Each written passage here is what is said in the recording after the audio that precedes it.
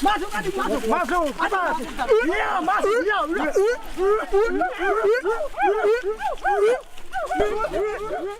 Kayu besi rawa sepanjang 17 meter ini disiapkan untuk membuat salib. Melihat panjangnya, timbul pertanyaan, siapakah yang akan disalib? Siapapun itu, pasti sesuatu yang lebih besar dari mereka. Tapi Frankie Woro, Casimilus Awe, dan warga suku Auyu di Papua Selatan ini tak akan melukai siapapun. Mereka memakai salib ini sebagai tanda perlawanan.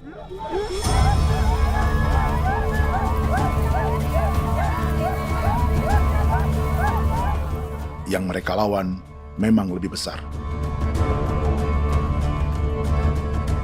yaitu pemerintah Republik Indonesia. Pemerintah sedang mengincar 2,5 juta hektar hutan orang Papua untuk proyek tanaman industri pangan dan energi.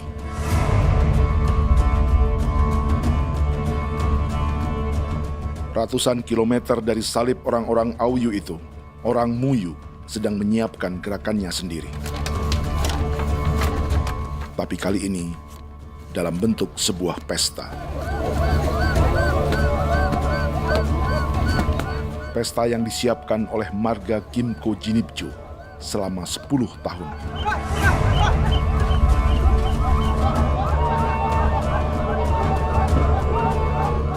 Sosok di marga ini adalah Willem Kimco, orang asli Papua yang tak punya kartu identitas kewarganegaraan manapun.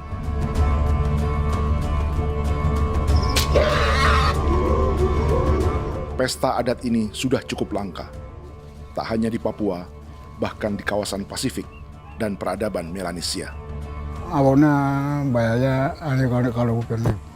Intinya hati kau tegak bipnuka, dan jitana ya kati kau beri barang dipko. Kau memang ambil kau kuning. Ada gagasan dan gerakan sosial di balik pesta orang-orang Muyu ini, sama dengan gerakan salib merah yang dimulai orang-orang Auyu. Salib ini akan menjadi yang terbesar dari 1.800 salib merah yang telah ditancapkan berbagai suku di Papua Selatan dalam 10 tahun terakhir. Ribuan salib merah yang dipadukan dengan palang adat adalah tanda larangan yang menyatukan unsur-unsur adat dan agama. Kami percaya bahwa kalau memang kami sudah tidak mampu untuk menyelesaikan persoalan ini, dalam hal ini perusahaan tidak bisa masuk, berarti kami minta bantuan kepada nenek moyang dan Tuhan. Atribut perang orang Auyu ini diukir atau dilukis, digambar di batang salib ini dengan tujuan bahwa kami larang dengan sangat keras. Jadi apabila siapapun, baik dari antara kita sendiri yang melanggar batas ataupun pihak lain yang mengganggu keselamatan hak tanah adat kami, maka kami siap untuk melakukan ancaman perang. Salib-salib ini tidak ditancapkan di halaman-halaman gereja, melainkan di tanah dan hutan adat, di dusun-dusun sagu, dan di tempat-tempat yang disakralkan. Sebab 1.800 palang adat dan salib ini memang bukan semata tentang agama, tapi untuk mencegah negara dan perusahaan memasuki tanah dan hutan adat mereka. Papua bukan tanah kosong.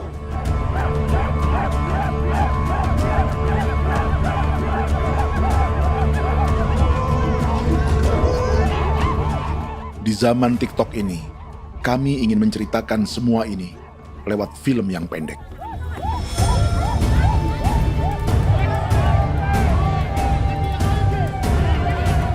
Tapi kami jelas gagal.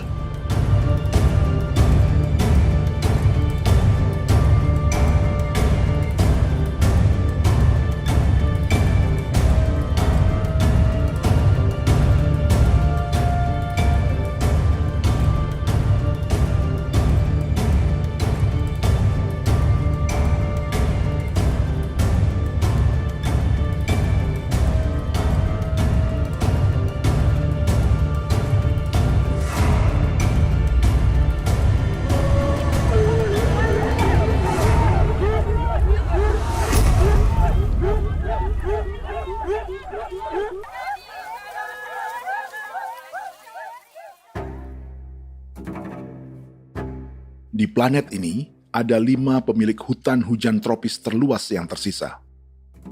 Kongo di Afrika, Brazil, Peru, Bolivia, dan Indonesia.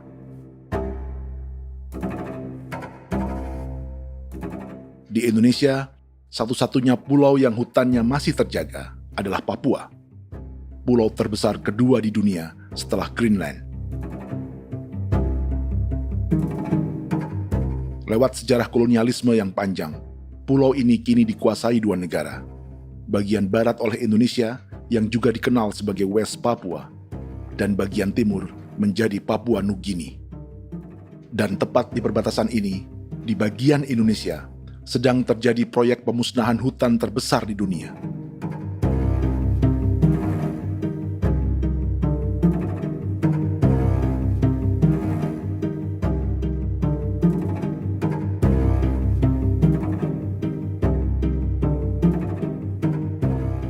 Pemerintah Indonesia sedang membuka lebih dari 2,5 juta hektar hutan untuk sawit, tebu, padi, dan peternakan. Ini disebut proyek strategis nasional untuk lumbung pangan dan energi yang jadi ambisi 3 presiden. Bagian terbesar direncanakan untuk mencetak sawah seluas 1,3 juta hektar. Lalu bagian lain akan ditanami tebu seluas 560.000 hektar untuk gula dan bioetanol. Setiap liter bensin di Indonesia akan dicampur bioetanol 10% atau E10. Ada 10 perusahaan di proyek ini, dan semuanya dimiliki oleh 1 keluarga saja. Berikutnya, ada areal sawit seluas 400.000 hektar untuk biodiesel. Targetnya mencampur 50% solar dengan minyak sawit atau B50. Dan terakhir, pemerintah akan membuka peternakan seluas 380.000 hektar. Jadi, apa yang salah dengan proyek pangan dan energi ini? 5 orang Papua dalam film ini akan menjawabnya.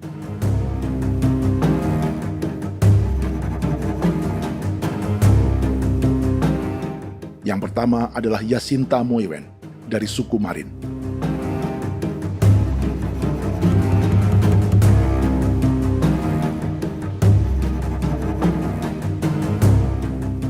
Yasinta dan warga di distrik Ilwayap di Merauke sudah menjadi korban. Hutan dan rawa sebagai sumber pangan dan ekonominya telah dihancurkan. Jalan sepanjang 135 km sedang dibuat, dan di kiri kanannya akan dicetak 1 juta hektar sawah. Mereka sulit menolak atau melawan. Salib sudah digeser, masih datang lagi dengan senjatanya mereka nih. Karena proyek ini juga dijaga tentara. Macam-macam senjatanya.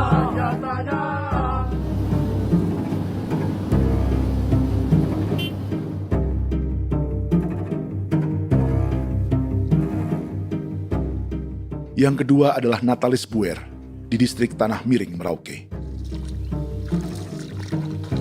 Petani milenial ini merasa ditelantarkan. Sebab setelah hutannya diubah menjadi sawah, sebagian sawah-sawah ini tak tergarap.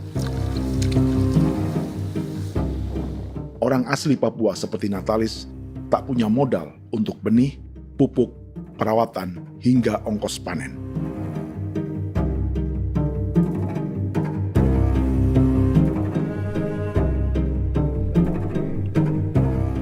Orang ketiga adalah Vincent Kuipalo dari suku Yenan di distrik Jagebob, Merauke. Vincent dan suku Ye sedang menjadi korban. Hutan adat orang-orang Ye sedang dihancurkan untuk perkebunan tebu dan bioetanol. Tanah mereka juga diincar untuk markas-markas militer, pasukan yang akan menjaga proyek pangan dan energi ini.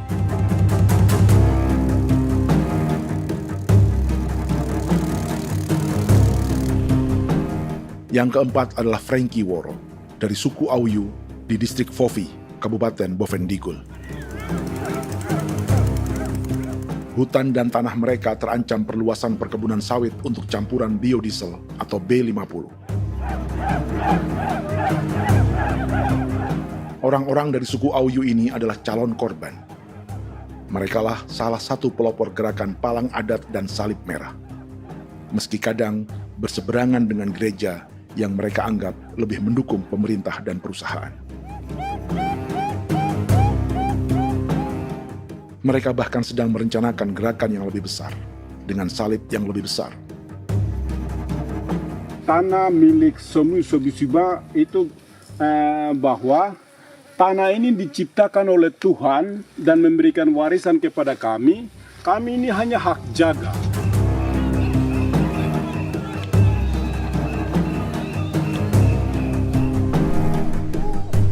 Sosok kelima adalah Willem Kimco dari suku Muyu di Bovendigul.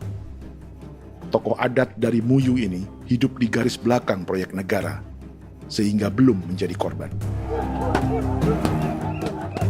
Tapi mereka sedang bersiap menghadapi segala kemungkinan. Tinggal di belantara dan perbatasan membuat sebagian mereka tak punya status kewarganegaraan. Tapi mereka telah hidup jauh sebelum ada Indonesia atau Papua Nugini.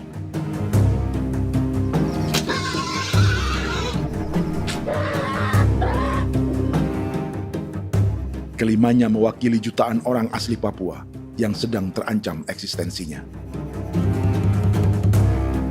Jika kita merasa kepunahan peradaban Neanderthal di Eropa, Aztec dan Inca di Amerika, atau aborigin di Australia adalah sejarah masa lalu, film ini menceritakan bagaimana pemusnahan sebuah bangsa dan kepunahan sebuah peradaban sedang terjadi di masa hidup kita.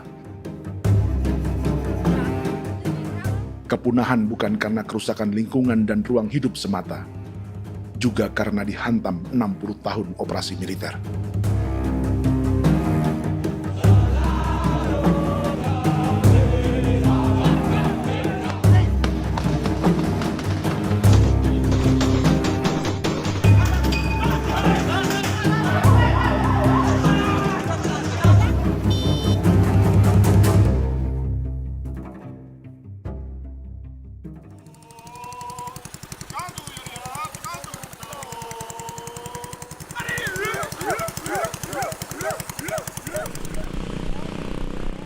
Frankie Woro dan orang-orang Auyu sedang berburu.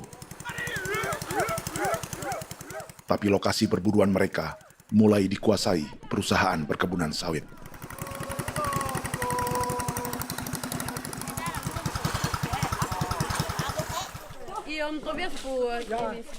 Kita akan menuju arah ke Inabusu. Di sana kami akan masuk di wilayah konsesi perusahaan PT Indo Asiana Lestari, dan di situ ya ada survei-survei mereka yang mereka pernah lakukan, tapi juga kami ada lakukan tanda-tanda saksi di sana.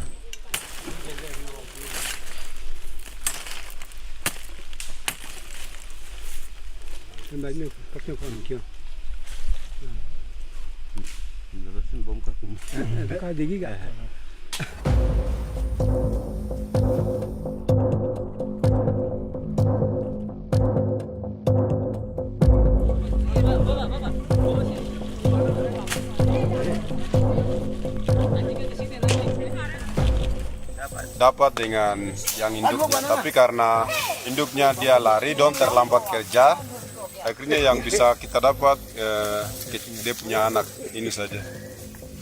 Ini kalau pakai bahan kayak asli.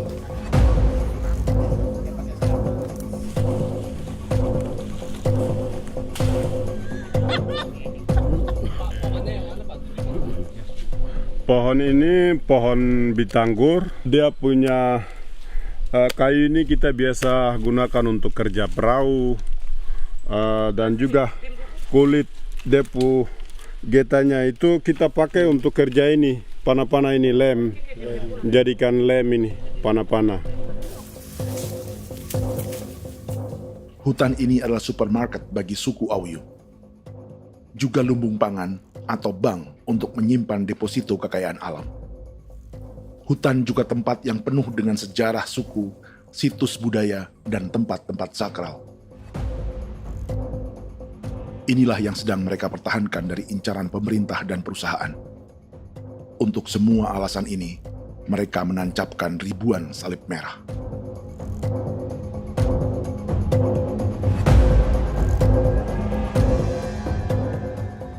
Tapi dari kampung, warga suku Auyu memberi kabar pada Frankie tentang intimidasi oleh aparat negara agar mereka melepas tanah ke perusahaan sawit dan berhenti memasang palang adat dan salib merah.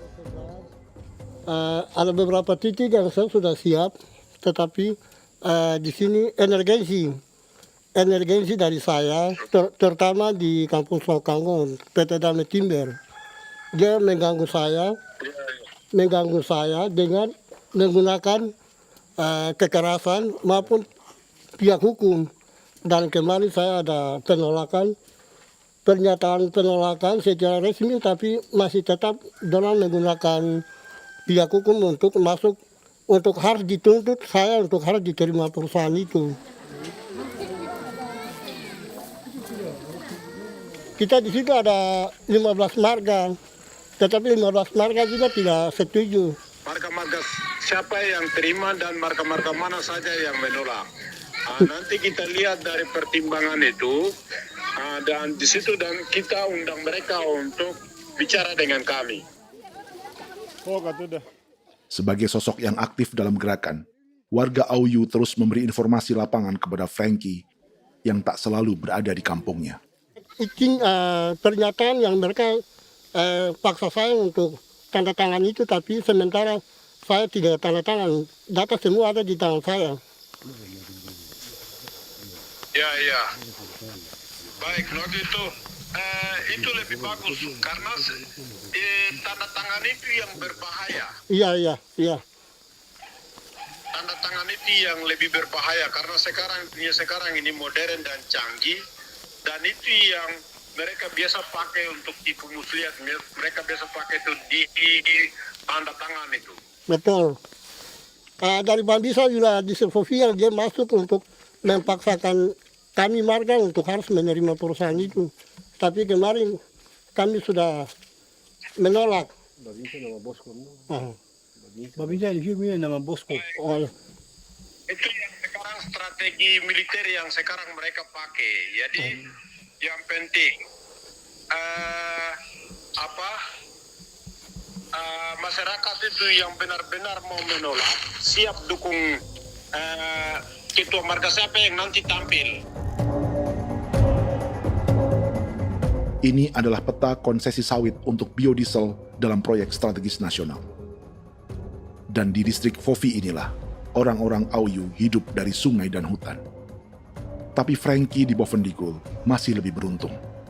Setidaknya dibandingkan Yasinta Mowien di Merauke yang sudah kehilangan hutan dan rawanya.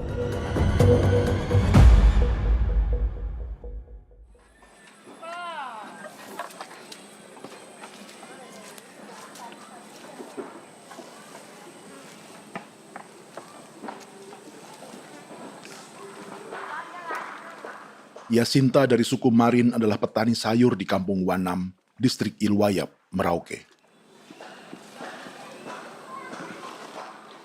Memanfaatkan lahan yang ada, ia berkebun dan menjual hasilnya ke pasar kampung. Ini ekonomi warga di Wanam untuk menghasilkan uang, lalu memberi barang kebutuhan yang tak bisa mereka produksi sendiri. Tapi kehidupan sebenarnya ditopang oleh ekosistem hutan dan rawa. Inilah sumber pangan utama dan peradaban mereka.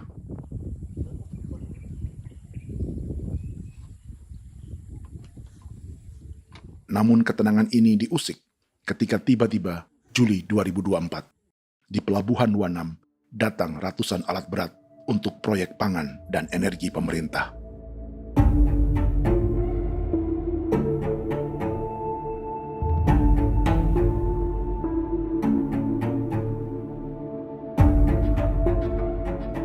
Kami masyarakat setempat kami tidak tahu.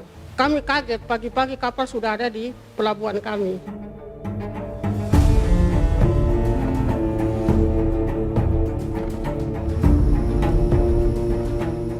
Yasinta Mowien atau Enrika Gebze dan warga lainnya tak pernah diajak bicara atau dimintai pendapat. seakan-akan Papua adalah tanah kosong. Kita suka kaget yang dong bawa turun alat berat dong bawa turun, kita kaget masyarakat. Dorang subongkar itu kayu-kayu.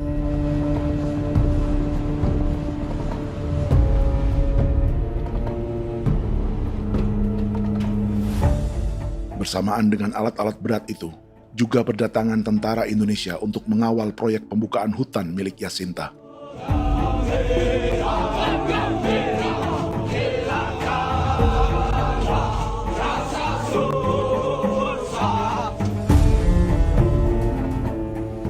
Ribu alat berat didatangkan dari Cina ke Papua oleh perusahaan bernama John Lin Group sebagai kontraktor pemerintah. Ini disebut sebagai pesanan eskavator terbesar di dunia dengan nilai 4 triliun rupiah. Misinya membuka hutan dan rawa milik orang Marin, salah satunya untuk membangun jalan sepanjang 135 km. Sementara di kiri kanannya akan dicetak sawah yang ditargetkan seluas 1,3 juta hektar. Jalan berupa garis lurus ini bukan rute tradisional ekonomi masyarakat. Jalan ini akan menghubungkan kawasan perkebunan sawit dan tebu di sebelah timur, juga untuk mobilisasi pasukan militer. John Lin Group adalah perusahaan yang dimiliki Andi Samsudin Arsyad atau yang dikenal dengan Haji Isam. Sebagian orang mengenalnya sebagai pengusaha yang hobi balapan mobil.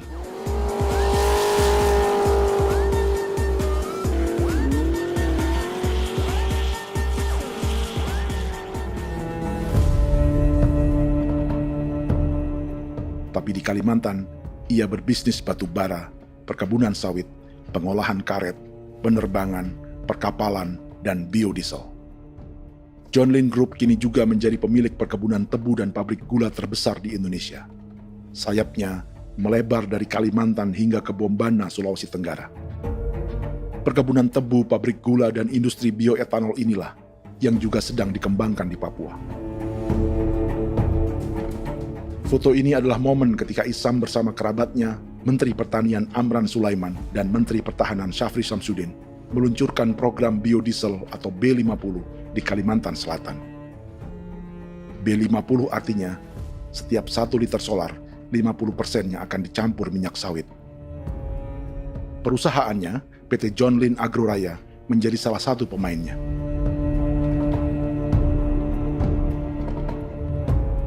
Sepanjang tahun 2025, saham PT John Lin Agroraya pernah naik hingga 700%.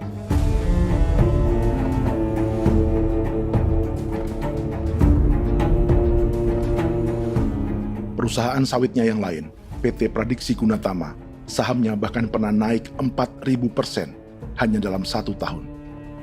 Dari harga saham ini saja, nilai kekayaan keluarga Isam diperkirakan mencapai 100 triliun rupiah lebih, menjadikannya salah satu keluarga terkaya di Indonesia dan salah satu pemain penting industri bioenergi.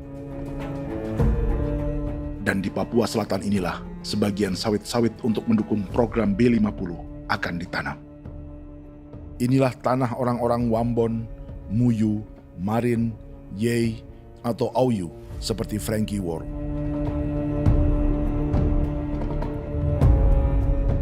Haji Isam pernah menjadi tim kampanye nasional Presiden Joko Widodo dalam pemilu 2019 saat melawan Prabowo. Bintang Mahaputra Utama diberikan kepada Saudara Andi Syamsuddin Arsyad. Beliau berjasa luar biasa dalam mendorong pertumbuhan ekonomi daerah maupun nasional. Setelah menjadi presiden, Prabowo memberi gelar kehormatan Bintang Mahaputra Utama pada Isam.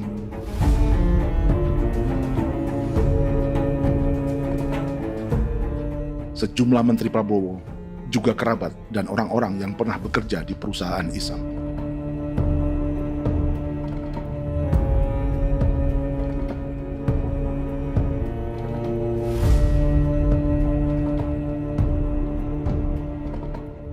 Lawan sebesar inilah yang sedang dihadapi Jacinta di kampung Wanam, Merauke.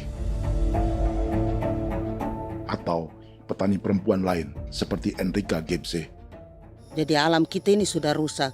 Jadi kita itu biasa jalan dari sini tuh harus pasang jerat di situ, harus cari makan di situ lagi. Itu tempat-tempat itu pasang-pasang jerat, tempat babi, rusa, sekarang sudah tidak ada lagi.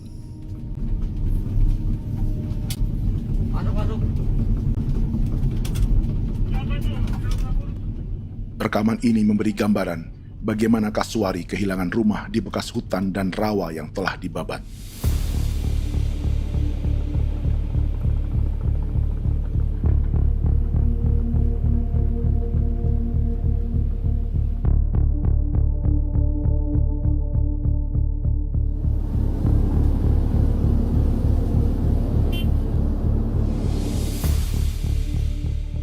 Keterlibatan tentara dalam proyek pangan dan energi di Papua memakai dalih bahwa ancaman terhadap negara kini tak hanya perang secara militer,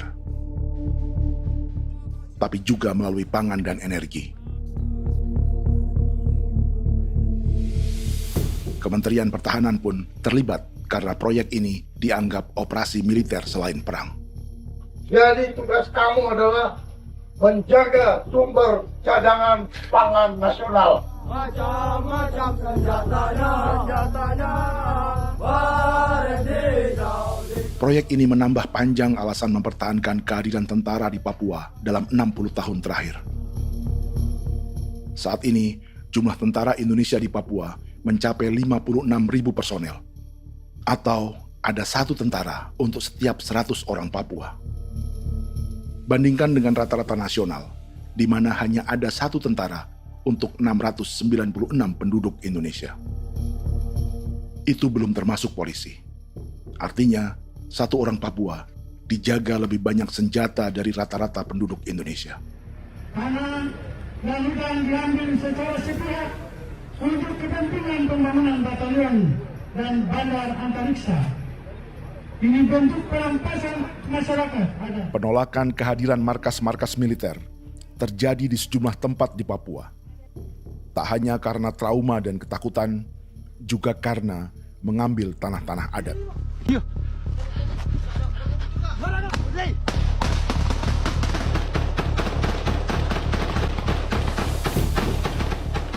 Salah satu alasan mengapa militer terus ditambah di Papua, karena masih ada perlawanan dari Organisasi Papua Merdeka atau OPM selama 50 tahun terakhir. Tembak! Ayo! Tapi kekuatan militer OPM diperkirakan hanya 1.430 personel dan 360 pucuk senjata. Selebihnya, mereka menggunakan senjata tradisional.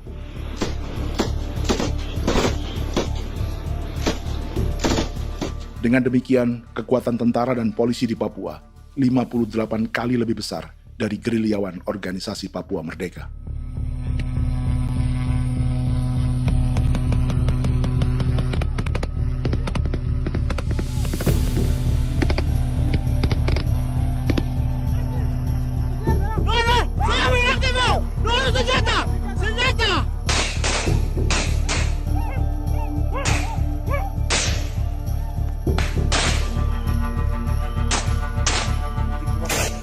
Sebagian tentara berada di garis depan pertempuran, tapi sebagian besar lainnya terlibat operasi non-tempur menjaga proyek pemerintah dan investor swasta.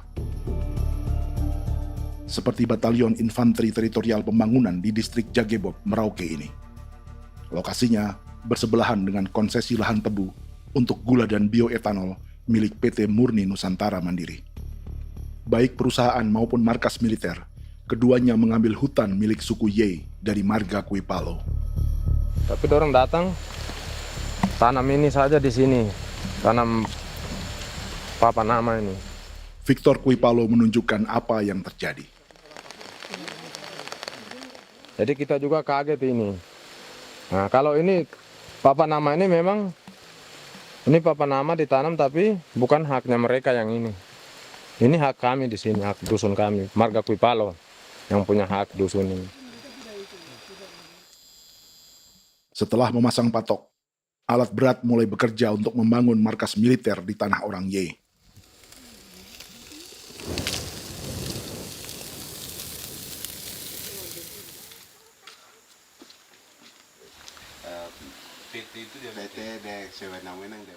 Kehadiran markas militer mengkhawatirkan warga yang pernah mengalami trauma. Takut kenapa? Kalau macam yang awal macam sekarang Bu Kampung hidup ini kan aman. Terus kenapa harus didirikan korem di sini?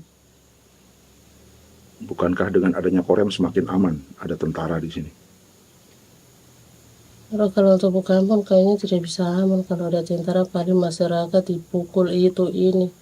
Kalau kampung hidup begini malah saya sejahtera dan saya punya masyarakat.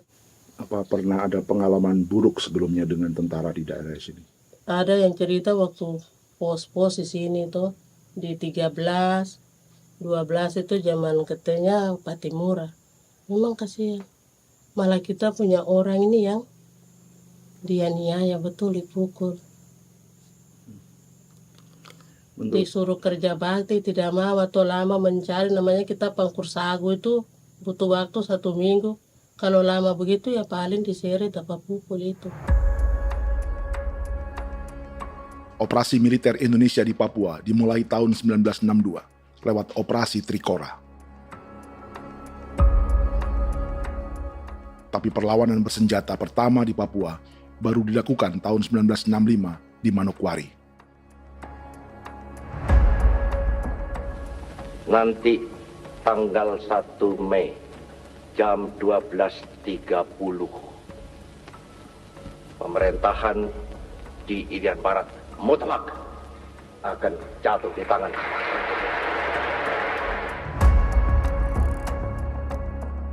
Sejak itu, selama 60 tahun, operasi militer untuk menaklukkan Papua terus dilakukan. Salah satu operasi militer paling berdarah adalah Operasi Wibawa untuk memenangkan Indonesia dalam jajak pendapat tahun 1969. 643 orang tewas di Paniai. Lalu disusul 4.146 korban tewas antara tahun 1977 hingga 1978.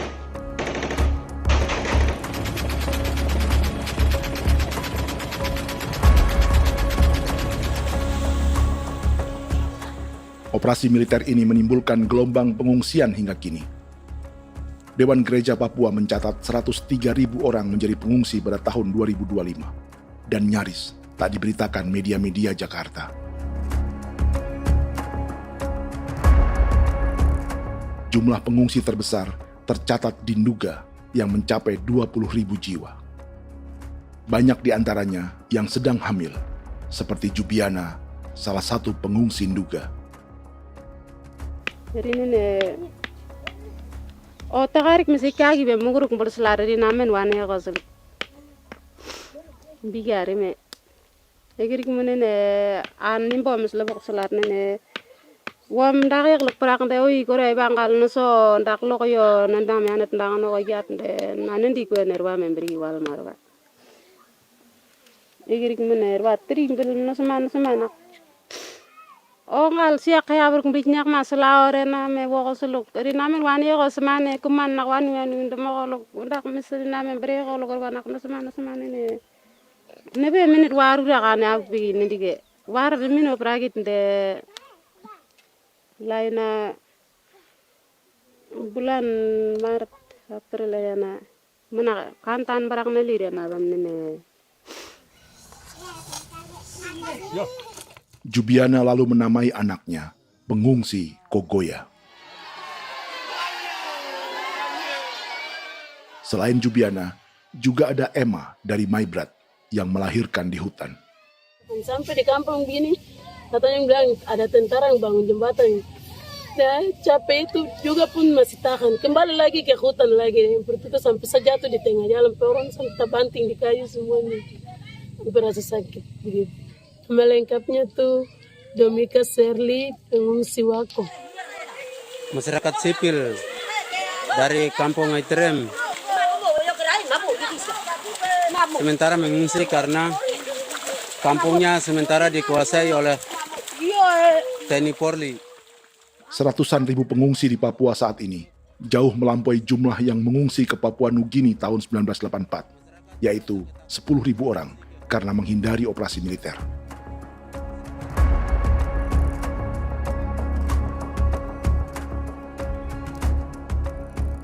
Bersamaan dengan operasi militer, eksploitasi sumber daya alam Papua juga dilakukan sejak masuknya tambang emas dan tembaga Freeport pada tahun 1967.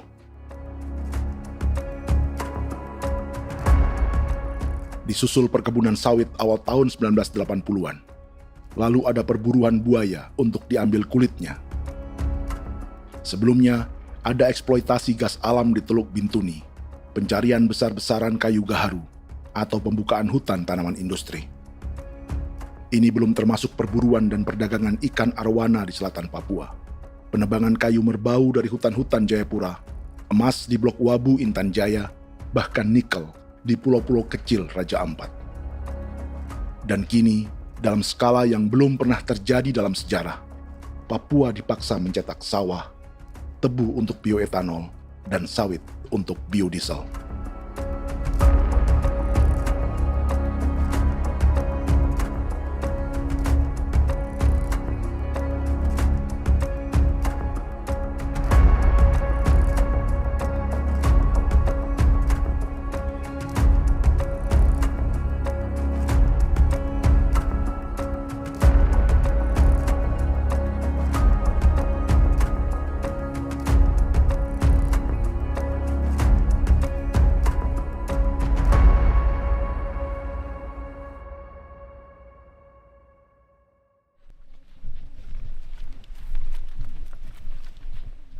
Inilah yang sedang menimpa keluarga Vincent dan Victor Kuipalo di Merauke.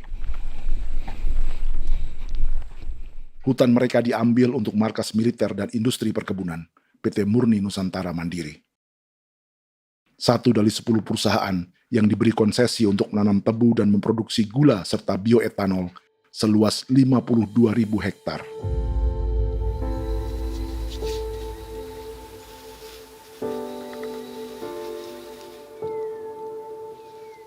Perusahaan ini dianggap mengambil hutan dan tanah orang-orang Ye, terutama marga Kuipalo, yang memiliki hak adat terhadap 2.300 hektar hutan.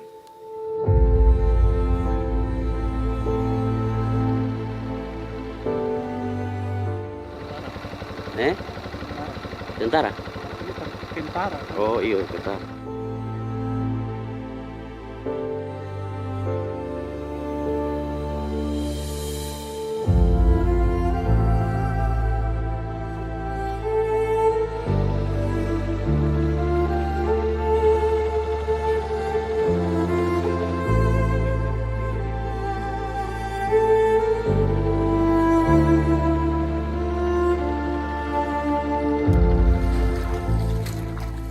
Keluarga Kuipalo sedang melihat apakah perusahaan semakin mengancam tanah mereka. Dan kekhawatiran itu terbukti. Iya, makanya tadi saya bilang ini dari sini saja dekat ini sudah masuk di dalam ujung lapang ini. Ini hutan, yang ini hutan yang dorong ada bongkar sekarang ini. Ini sudah punya alat tuh dekat ini. Dekat sekali ini. Ini di sini. Nacau, kelapa itu yang jalan lama, jalan setapak ini. Dari udara, terlihat alat-alat berat semakin mendekati tanah orang-orang Ye, marga Kuipalo.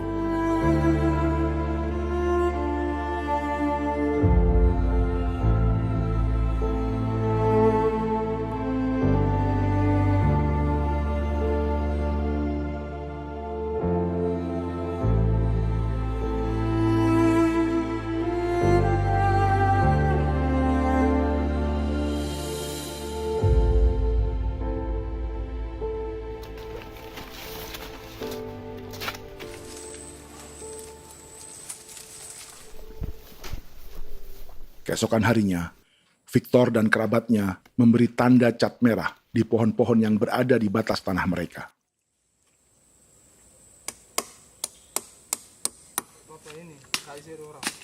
Tapi tanda peringatan adat ini tak diindahkan perusahaan.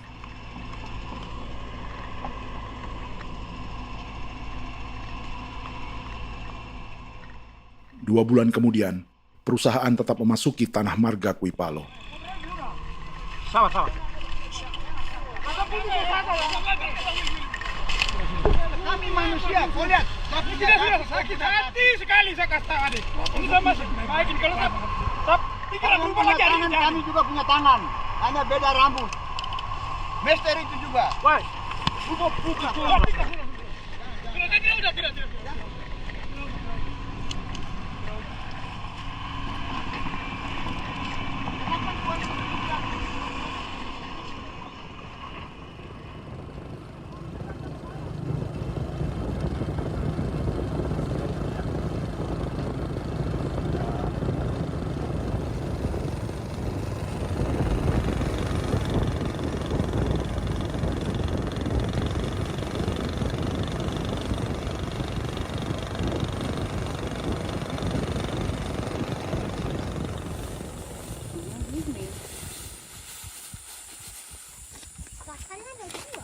Kita masuk sini.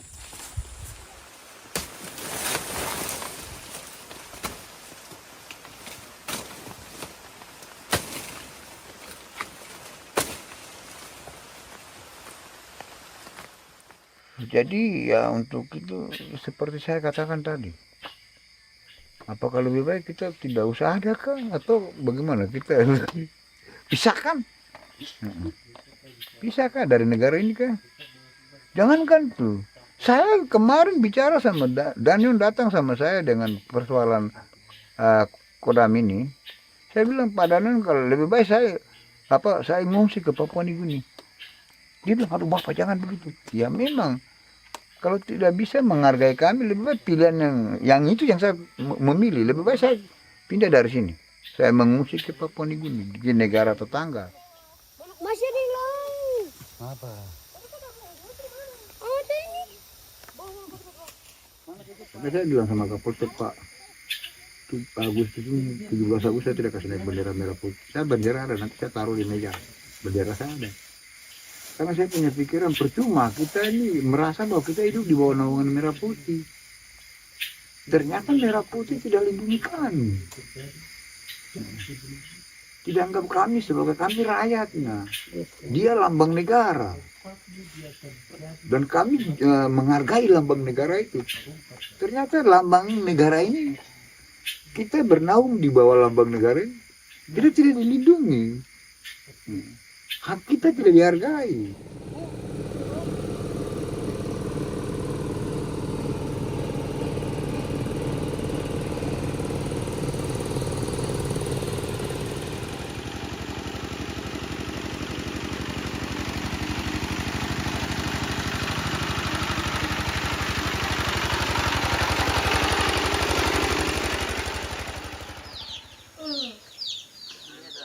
Marga Kuipalo dari suku Ye terus mendapat teror dan intimidasi agar melepas tanah mereka yang hanya dihargai Rp300.000 per hektar. Tapi mereka tidak berjualan tanah. Makanya mama itu tidak suka untuk lepas tanah. Untuk apa? Baru di dalam hutan itu ada obat-obat tradisi. Itu sudah Kalau macam ada sayur juga, kita ambil sayur yang dia tumbuh sendiri. Jadi kita ini mau kemana, kalau itu sudah digusur, ya habis. Kita ini jadi penonton. Jangan sampai kita ini duduk minta di jalan. Jadi kita tidak mau seperti itu. Makanya tanah itu kita tidak melepas. Tapi mungkin orang lain tuh dia senang saja. Lebih baik saya pegang uang merah dulu. Saya bisa beli-beli itu ini. Nanti datang uang sudah habis, gembel, mau cari kemana lagi, hutan sudah habis, mau makan ikan di mana, kali sudah hancur. Seperti Yasinta di Wanam, suara dan gerakan kaum perempuan Papua sangat nyaring dan tak bisa diabaikan. Saya sebagai perempuan tolak untuk perusahaan masuk di sini. Karena kalau saya terima anak-anak saya mau dikemanakan, mau tinggal di mana. Apapun yang terjadi saya tetap tolak. Demi tanah ini saya akan berjuang, demi saya punya anak-anak. Yang katanya mengutamakan anak Papua, nyatanya yang kerja kebanyakan ya orang-orang Jawa. Saya sendiri orang Jawa, tapi bukan mau bicara yang tidak-tidak. Memang kenyataannya seperti orang-orang Papua itu diterbelakangkan, kurang diutamakan, gitu.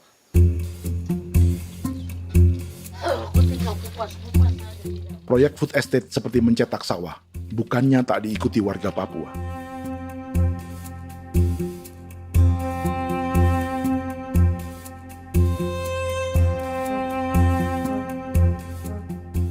Salah satunya Natalis Buer di distrik Tanah Miring, Merauke.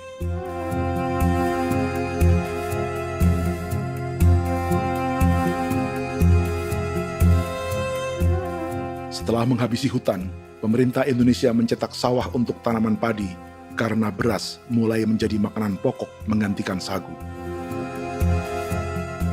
Sebagian besar penggarapnya adalah warga transmigran yang datang sejak era 1980-an.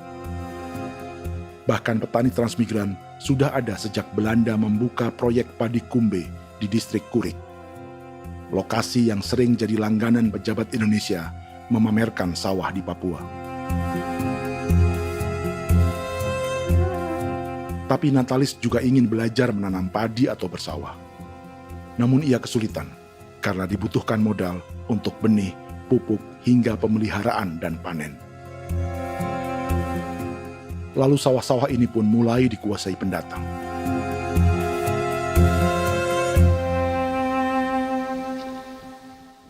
Tapi sejauh ini di kampung kami ini yang saya lihat memang ada kelompok kami punya di sini yang sudah tergabung dalam Gapoktan, kemudian masuk dalam optimalisasi lahan. Tapi menurut saya anak asli yang punya lahan di sini. Mereka tidak punya. Pemerintah dalam hal ini adalah Kementerian Pertanian bersama-sama Kementerian Pertahanan yang dalam hal ini pada garis di bawahnya adalah TNI Angkatan Darat memberikan support yang maksimal kepada masyarakat khususnya di Merauke dalam rangka. Saya kemarin habis 9 juta. 9 juta Iya, ya? 9 juta karena dia sudah tidak dipakai toh. Ya. Perempuan Papua seperti Filomina juga mau bertani. Pemerintah memberi bantuan Rp900.000 per hektar lewat program optimalisasi lahan atau OPLAH.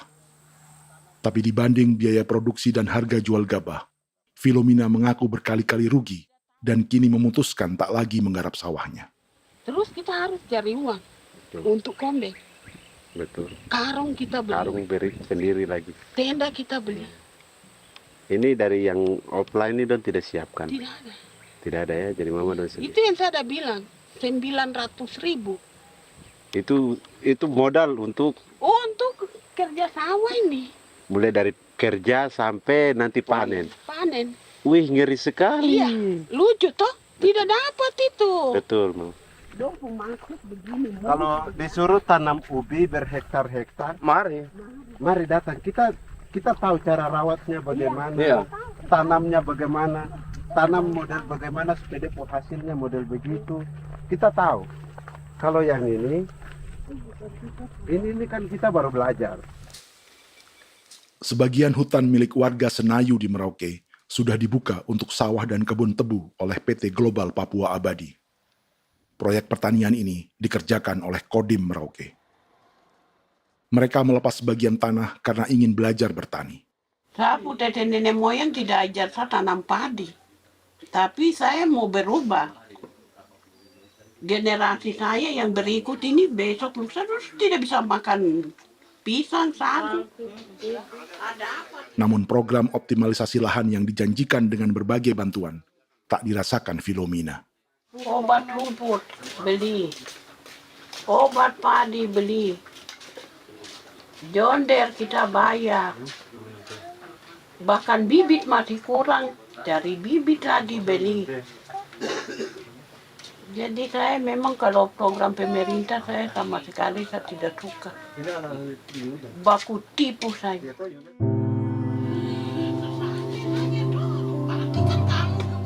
Mereka merasa ditinggalkan sendiri, jatuh bangun belajar bertani padi. Sementara sumber pangan dan air yang semula mudah didapat, kini telah berganti sawah dan kebun tebu.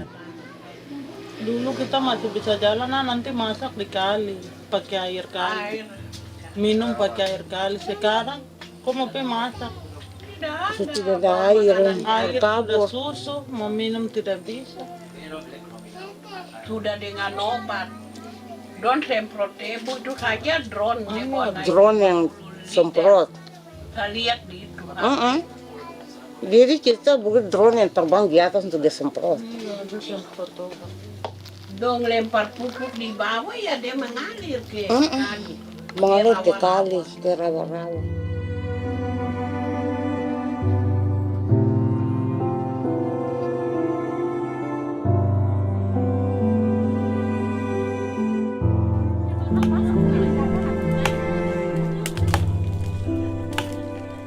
Seperti pertanian sawah bagi orang Bali atau Toraja, bagi orang Auyu dan suku-suku lainnya di Papua Selatan, sagu juga bukan semata tentang pangan.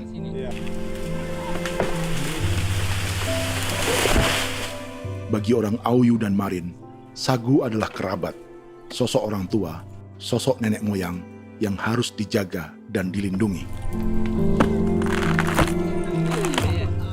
Lagi bikin apa mama ini mama? Pakai tokok itu sagu.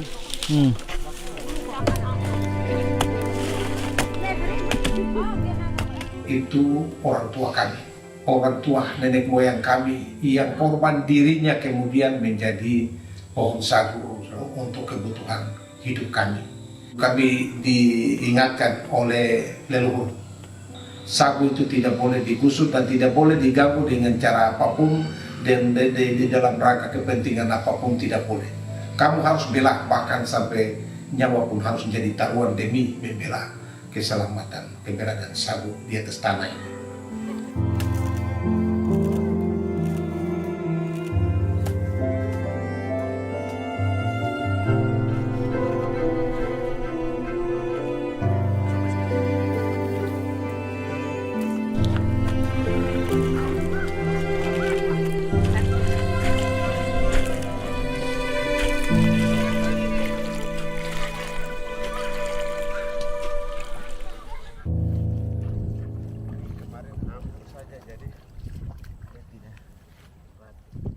Menurut Natalis, pemerintah di Jakarta mendefinisikan lumbung pangan semata urusan beras dan mencetak sawah.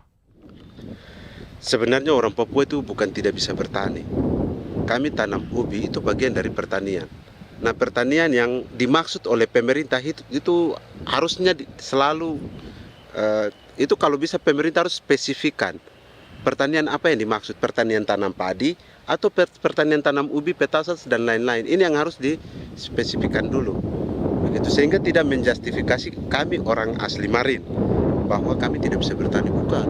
Kami buka kebun besar-besar di sana, bahkan bermeter-meter, ratus-ratus meter pakai sekop, bukan pakai ekskavator, tapi ini pakai skop. Itu pertanian, begitu. Bagi Natalis, alih-alih memaksimalkan sawah-sawah yang sudah ada untuk petani Papua, pemerintah selalu membuka hutan baru, seperti dikerjakan perusahaan John Lynn Group dan melibatkan tentara. Padahal, sejarah keterlibatan militer dalam proyek food estate atau cetak sawah adalah sejarah kegagalan yang bertubi-tubi 4 presiden selama 30 tahun terakhir.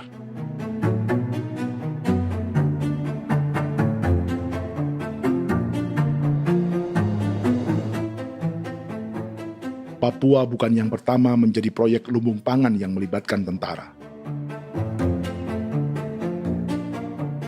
Kalimantan telah menjadi korban 30 tahun sebelumnya.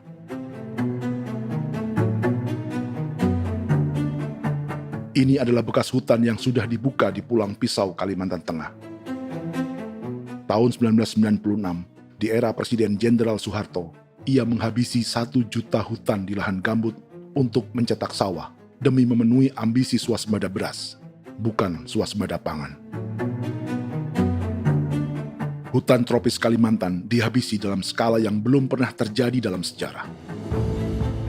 Di bawah rezim militeristik, tak ada yang berani melawan keinginan Soeharto, termasuk orang Dayak seperti Kuneng.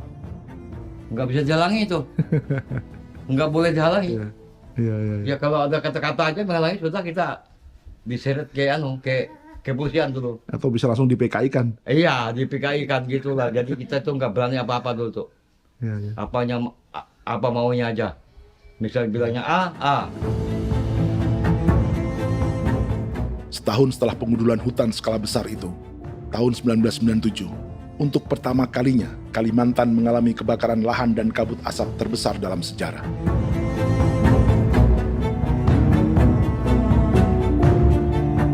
Sebagai ilustrasi, ini kondisi kabut asap tahun 2015.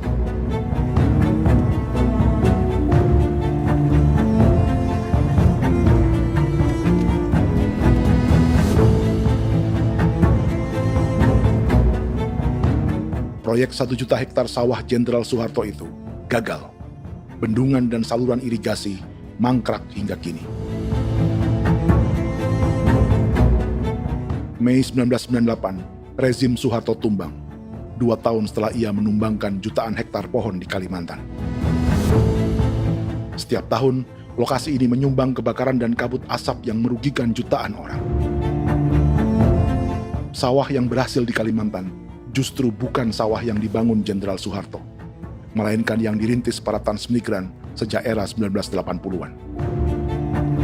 Sawah-sawah inilah yang ikut digarap oleh militer di era Presiden Joko Widodo.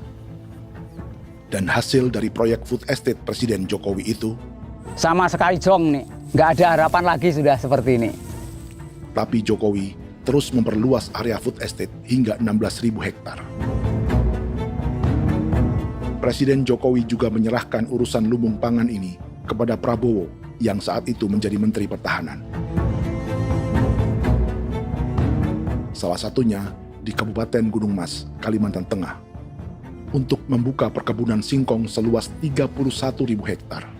Food Estate Singkong Jenderal Prabowo ini dimulai dengan membuka 600 hektar hutan di Tawai Baru. Proyek singkong untuk bioetanol ini pun dijaga tentara. Dan seperti Jenderal Soeharto, proyek Jenderal Prabowo ini pun gagal.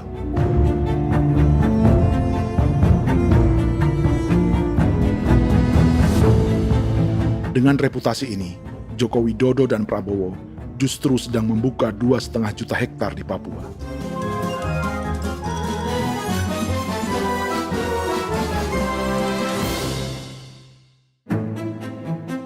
Setelah Jenderal Soeharto, Presiden Jenderal Susilo Bambang Yudhoyono juga mencoba membuka food estate di Papua sejak tahun 2010. Namanya Merauke Integrated Food and Energy Estate atau MIFE.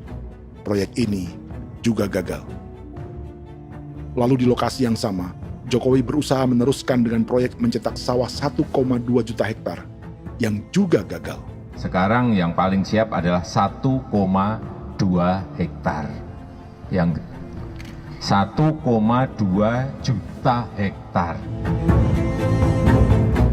Dan kini, Prabowo yang pernah gagal dengan 600 hektar singkong di Kalimantan justru akan mengulangi di Papua dengan skala 2,5 juta hektar.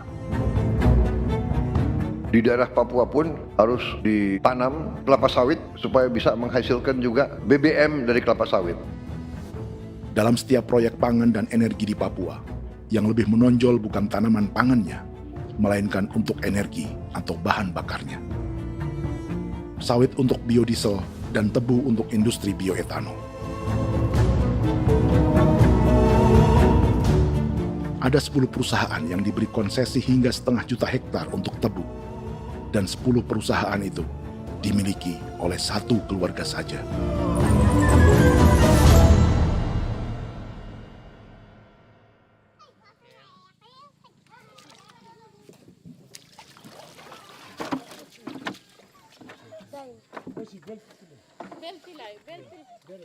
Para perempuan Auyu di Bovendigul akan berangkat memancing. Priska Beni membantu menyiapkan perahu.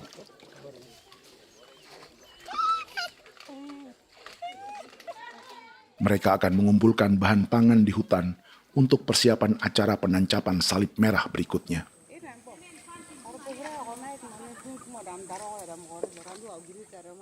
Priska sudah mengambil posisi memancing.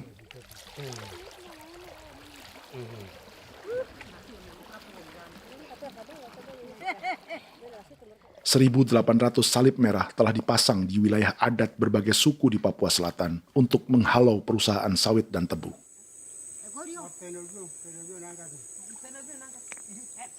Maria Tebung yang paling muda datang membawa hasil. 2 ekor ikan gastor alias gabus toraja.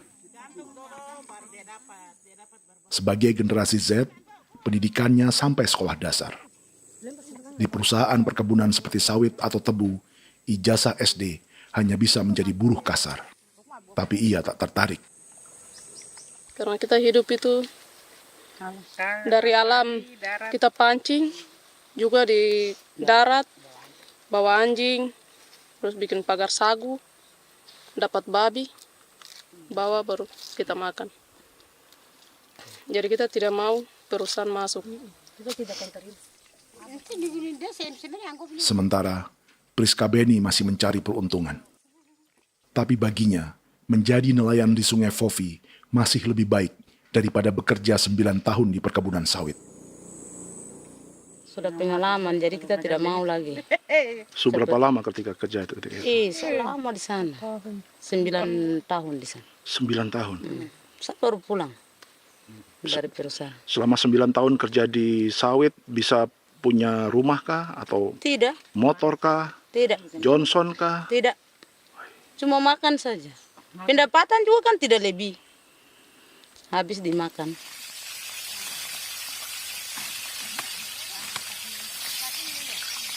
Satu minggu libur berapa hari? Tidak libur. Minggu tetap kerja? Tetap kerja. Tidak bisa ke gereja? Hari Minggu kerja. Hari Minggu juga kerja. Dia tidak mengenal agama perusahaan itu. Di grup perusahaan sawit Korindo, Priska digaji 2 juta rupiah per bulan dan tinggal di mes karyawan. Tapi gaji itu dipotong bahan makanan atau BAMA rata-rata 1 juta rupiah setiap bulan. Korindo adalah grup perusahaan yang salah satu usahanya adalah hutan tanaman industri dan sawit di Bovendigul dan Merauke. Di Papua, mereka memakai bendera PT Tunas Sarwa Ema. Perusahaan ini pernah memberi bantuan pada Keuskupan Agung Merauke. Keuskupan Merauke belakangan mengeluarkan pernyataan mendukung proyek strategis nasional di Papua. Umat Katolik yang memprotes sikap gereja tersebut ditangkap polisi. Jadi selama 9 tahun tidak bisa nabung? Tidak. Makan saja. Makan saja. Makan saja. Menabung bagaimana? Keperluan banyak. Sudah sampai. Habis di anak-anak uang sekolah. Uang 1 juta itu mana sampai. Mau nabung juga tidak cukup. Sudah pengalaman, jadi kalau di sini perusahaan mau masuk tidak.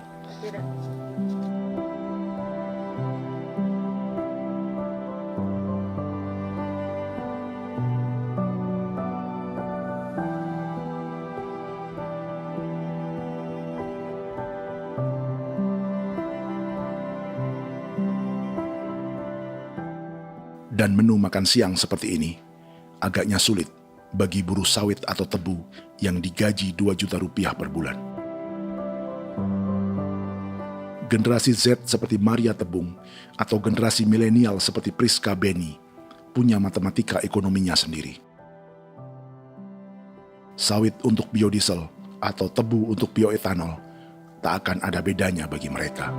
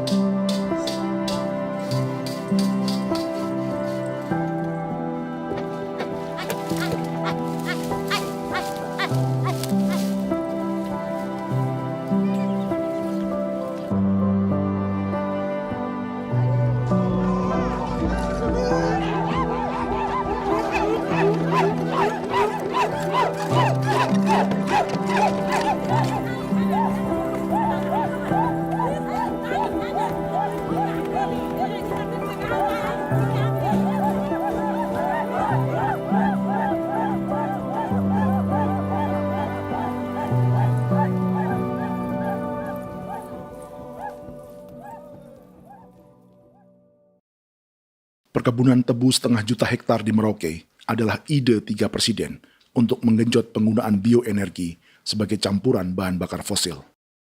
Selain swasembada pangan, swasembada energi. Di daerah Papua pun harus ditanam kelapa sawit supaya bisa menghasilkan juga BBM dari kelapa sawit. Juga tebu menghasilkan etanol. Singkong, kasava juga untuk menghasilkan etanol. Bioetanol adalah bahan bakar nabati atau tumbuhan yang dapat dicampur dengan bensin. Sama dengan program biodiesel yang mencampur solar dengan minyak sawit.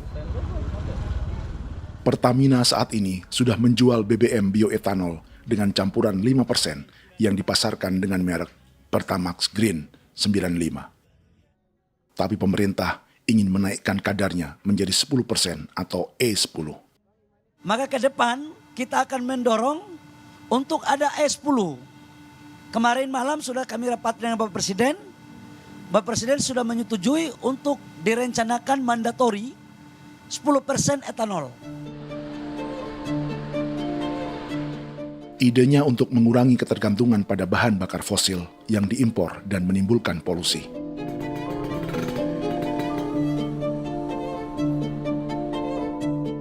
Tapi bioetanol bukannya tak mengorbankan lingkungan, hutan, rawa, dan manusia. Karena program E10 membutuhkan 7,3 miliar liter bioetanol, maka lahan yang dibuka untuk menanam tebu bisa mencapai 1,3 juta hektar.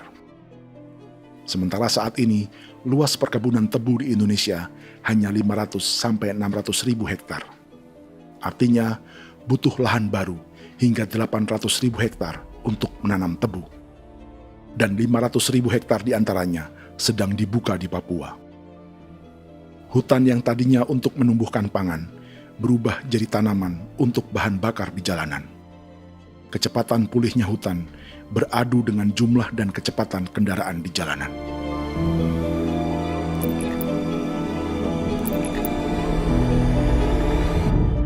Dahaga terhadap energi tak pernah bisa dipuaskan.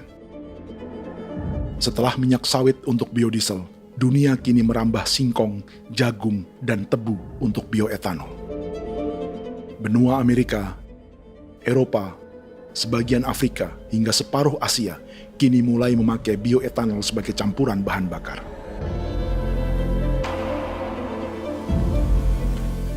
Selain perebutan lahan, masa depan dunia juga dibayangi semakin mahalnya harga pangan karena persaingan antara perut manusia dengan tangki kendaraan. Ini adalah lokasi perkebunan tebu dan bioetanol PT Murni Nusantara Mandiri yang mengancam tanah Vincent Quipalo dan orang-orang Ye di Merauke. Beberapa kilometer di selatan adalah PT Global Papua Abadi yang mengancam tanah orang-orang Muyu dan Marin. Dua perusahaan ini adalah bagian dari 10 perusahaan yang mendapat konsesi lahan untuk tebu dan bioetanol di Merauke. Batas konsesi mereka bahkan sama dengan batas negara Indonesia dengan Papua Nugini. Salah satu ciri bahwa peta konsesi ini dibuat di Jakarta dari atas meja. Sama seperti kolonial Inggris dan Belanda ketika mereka membagi Pulau Papua dengan garis lurus pada abad 19. Seakan Papua adalah tanah kosong. Bedanya, meski peta konsesi ini mengatur batas 10 perusahaan, tapi perusahaan-perusahaan ini sebenarnya dimiliki oleh satu keluarga saja. Ini nama 9 dari 10 perusahaan tebu dan bioetanol di Merauke, Papua. 99% saham mereka dimiliki sebuah perusahaan bernama PT Merauke Nusantara Manis. Sementara 1% sisanya dimiliki PT Merauke Gula Mandiri. Tapi saham kedua perusahaan ini dimiliki PT Merauke Sugar Group. Dan perusahaan ini, 90% sahamnya dimiliki pengusaha bernama Angelia Bonaventure Sudirman, serta perusahaan bernama Zico Trust dan Resource Harvest. Lalu 10% lainnya dikuasai PT Papua Energi Abadi, yang pemiliknya adalah Dudi Christian dan Angel Madeline. Sekarang, mari kita lihat siapa mereka.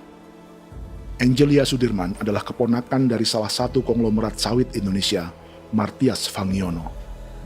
9 perusahaan di Papua ini berada di bawah bendera Merauke Sugar Group. Dan Merauke Sugar Group hanya satu dari 7 grup perusahaan milik keluarga Fangiono.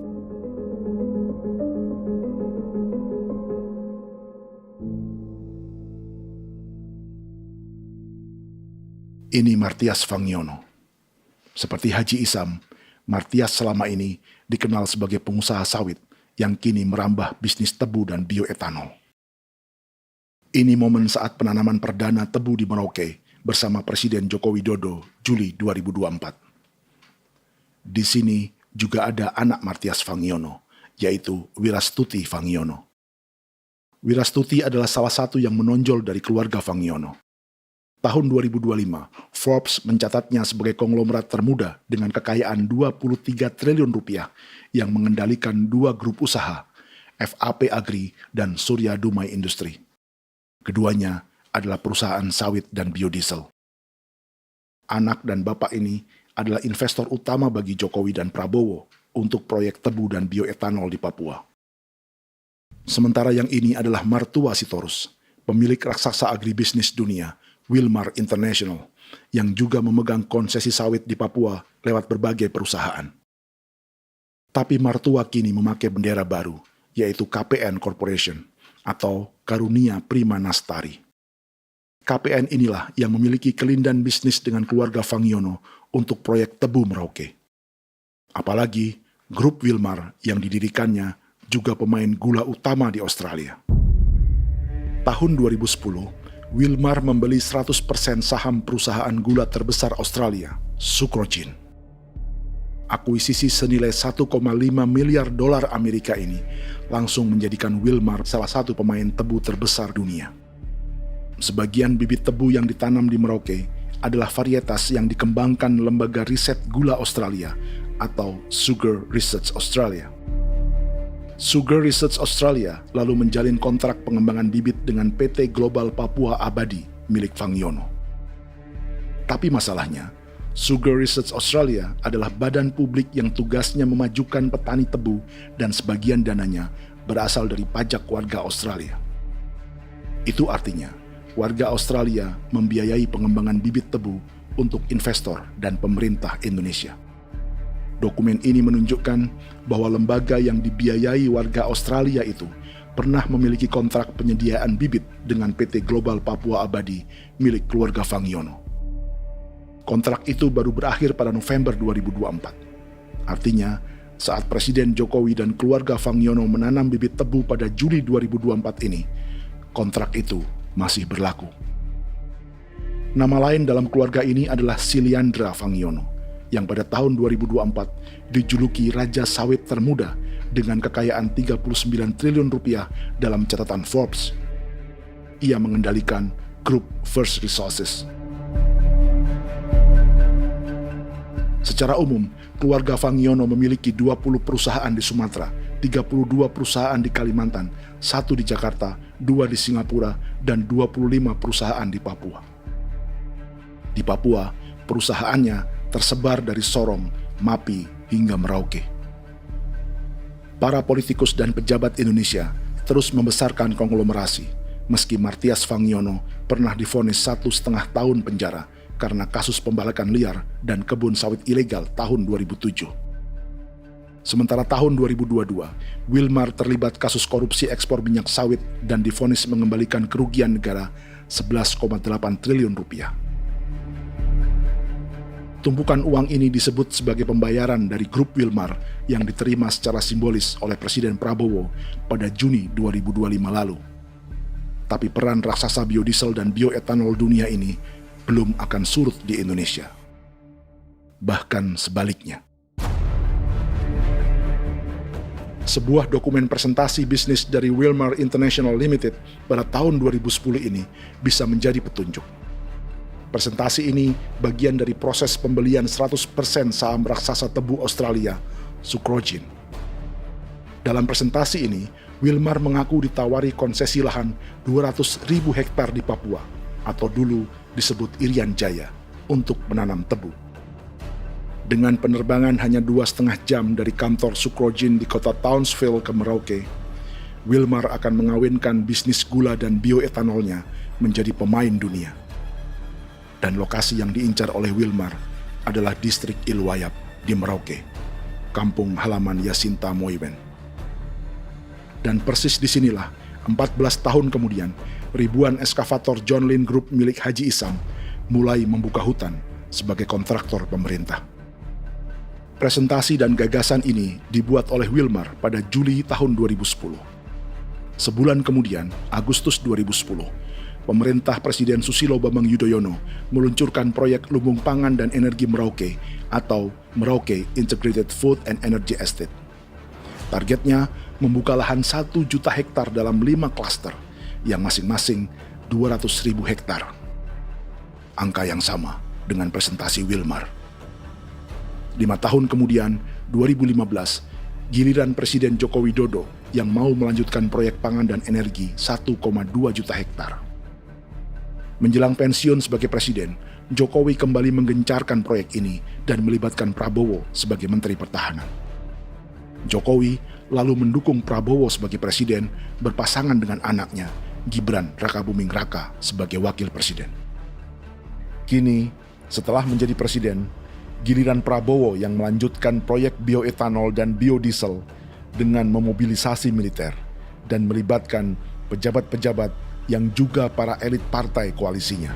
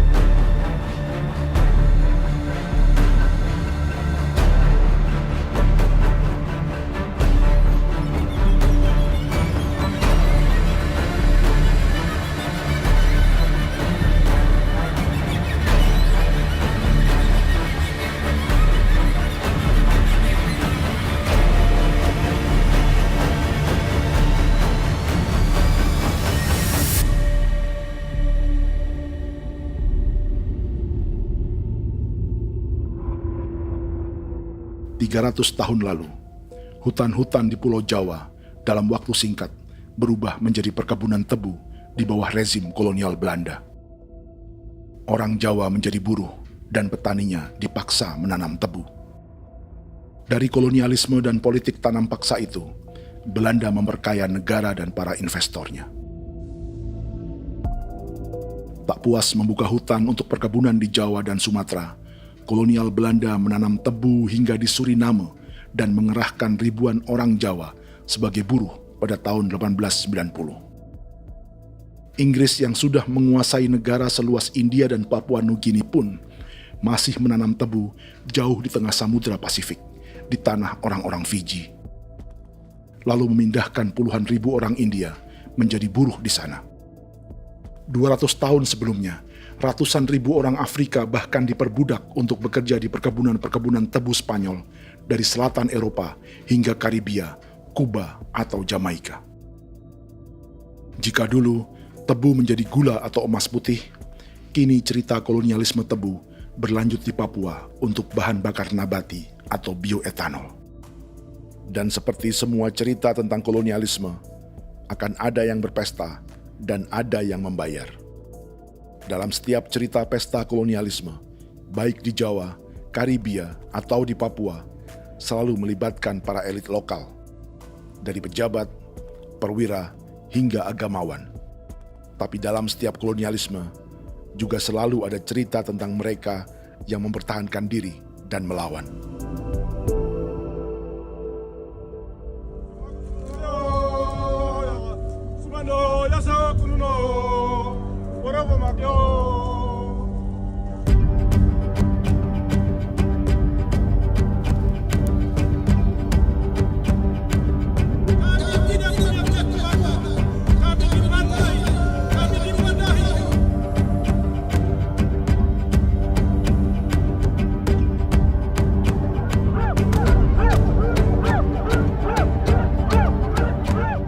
Dalam sejarah Gereja Katolik banyak pemimpin-pemimpin yang adalah tanda petik itu adalah Judas-Judas juga.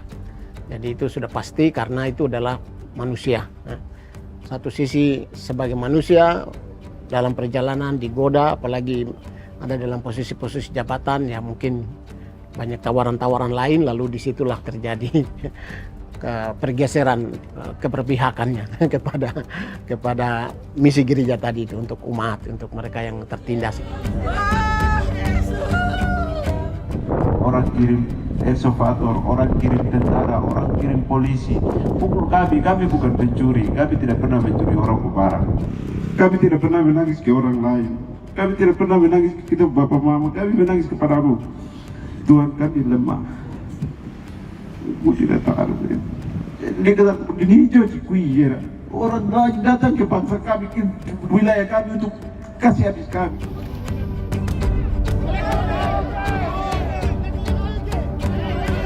Ya Hakimam Dehi, Ya Hakimam Dehi, Bono Ya Hadigul Dehi, Bono Ya Hadigul Dehi. Kita buat sasi seperti begini untuk menolak perusahaan apapun yang masuk di tanah kami. Kalau kita kasih, kita bikin rusak sekarang, kita punya generasi berikutnya mau dapat kemana. Jadi kita nyatakan sikap di sore hari ini, kami tolak. Apa yang dilakukan pemerintah untuk PSN adalah kejahatan. Pemerintah bagian dari kejahatan, aktor perusak dan pembunuh terhadap negara, terhadap alam, hutan, terhadap manusia. Jadi negara jadi aktor pembunuh. Jadi Pilatusnya siapa? Negara, pemerintah Jakarta ini. Tanah Wiu bukan kosong. Masyarakat adat kami masyarakat.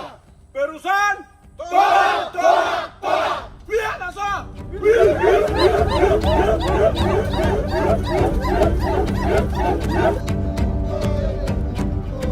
Jika tanah adat dan hutan adat hilang, kami mau hidup di mana? Maka di sini saya mau bilang, negara jangan tipu-tipu kami lagi.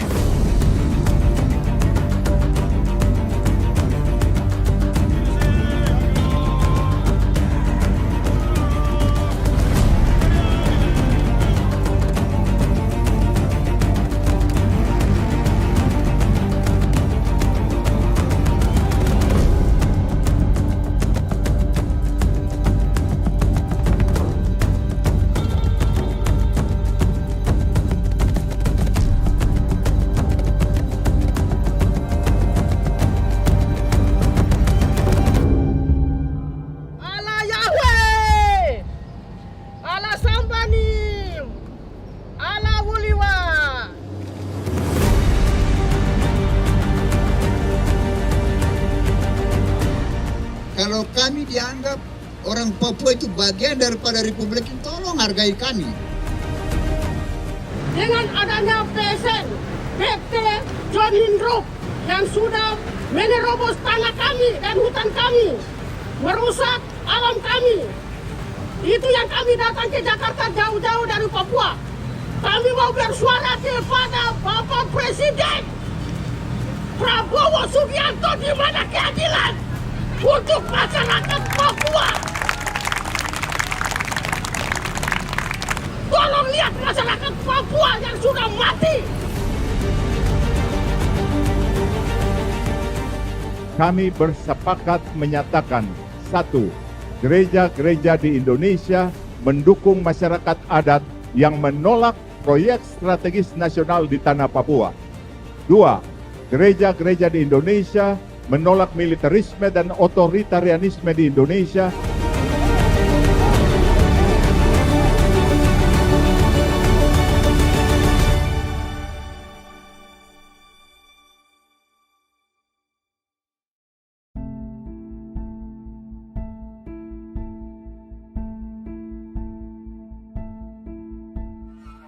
Kita sering merasa banyak hal buruk sudah jadi cerita sejarah.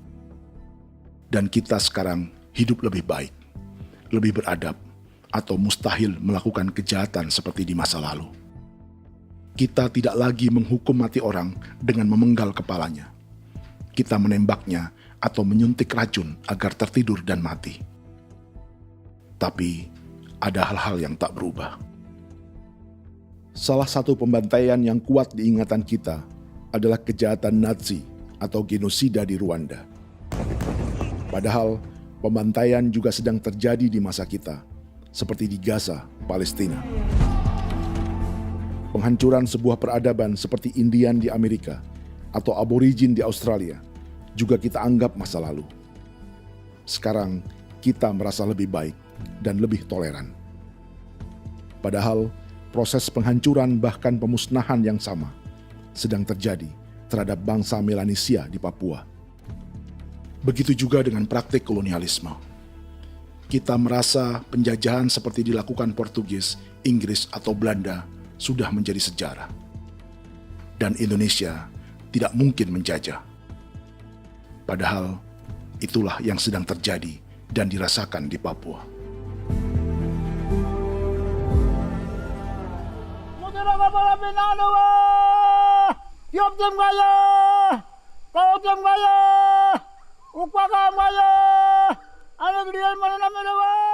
Jalannya sejarah ini disadari Willem Kimco di pedalaman Bovendigol, Papua.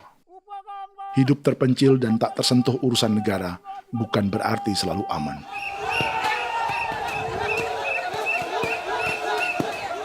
Untuk sampai di tempat ini, orang-orang Muyu menempuh 2 hari berjalan kaki mengarungi hutan, lembah, dan sungai.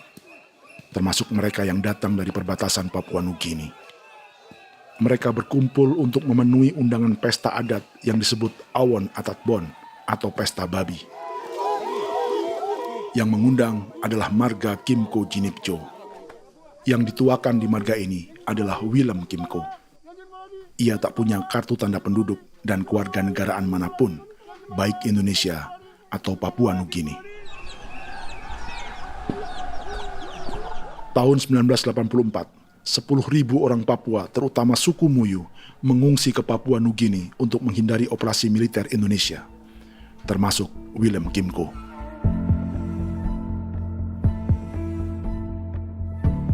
Apa yang membuat pesta adat ini istimewa? Apa bedanya dengan acara serupa yang dihadiri pejabat, tokoh agama, LSM, atau yang direkam oleh kru televisi dan konten kreator? 18. Pertama, untuk membuat pesta babi, orang Muyu perlu persiapan selama 10 tahun. Sebab, babi-babi yang akan jadi bagian dari pesta ini tak boleh dibeli, alias harus dipelihara sendiri. Babi-babi ini bukan bantuan pejabat pemerintah, gereja, atau LSM.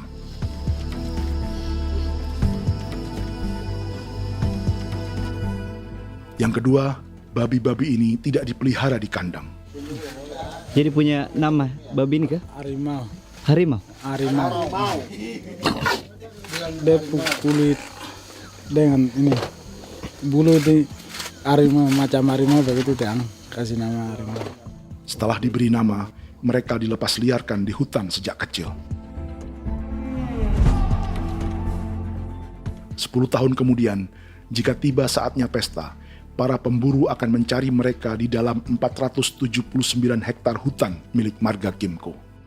Suku atau marga lain tak akan mencurinya di hutan, karena mereka sudah punya babi dan wilayah masing-masing. Itu artinya, mereka harus tetap menjaga dan mempertahankan hutannya, agar babi-babi bisa hidup.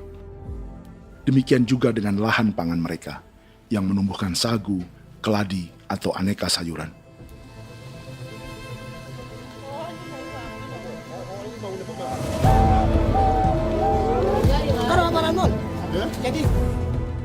Yang ketiga, dalam Awon Atatbon atau pesta babi, binatang ini tidak dimakan secara gratis. Setiap marga atau klan dalam suku Muyu akan membayar jerih payah tuan rumah menjaga hutan dan memelihara babi.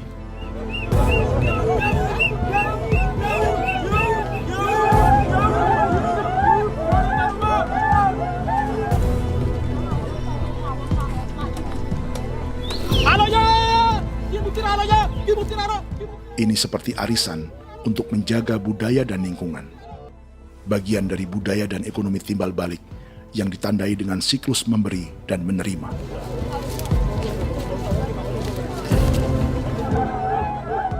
Ini juga cara orang Muyu membangun dan memperluas aliansi.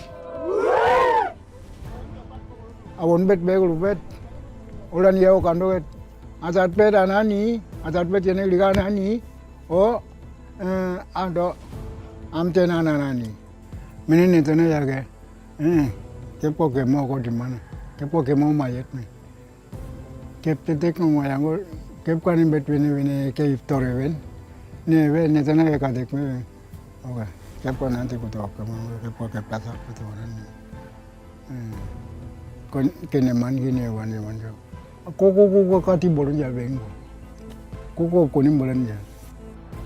Jika Willem Kimco dan marganya bisa menjaga hutan dan wilayahnya, marga lain ikut diuntungkan sebagai sebuah ekosistem. Demikian juga sebaliknya. Alasan keempat, mengapa pesta babi ini memiliki tempat khusus dalam peradaban orang Muyu, karena Willem Kimco khawatir peradaban mereka akan punah, menyusul ancaman terhadap ekosistem dan hutan. Setiap marga atau klan harus mengkonsolidasi diri dan membangun aliansi.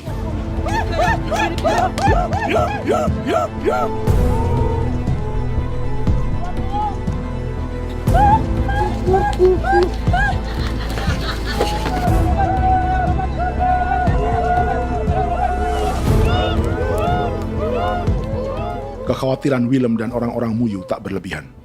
Ruang hidup mereka bersinggungan dengan proyek bioetanol dan biodiesel pemerintah Indonesia. Mereka juga tahu apa yang telah dan sedang menimpa suku lain seperti Auyu di Bovendigul atau Yainan dan Marin Anim di Merauke.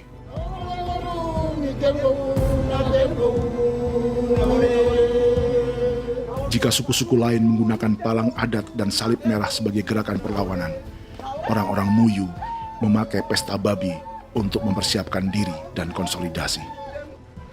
Sebab, berbeda dengan saat mengungsi tahun 1984, kali ini yang datang ke tanah orang-orang Muyu tak hanya tentara, juga alat-alat berat bersama para pebisnis pangan dan energi. Awan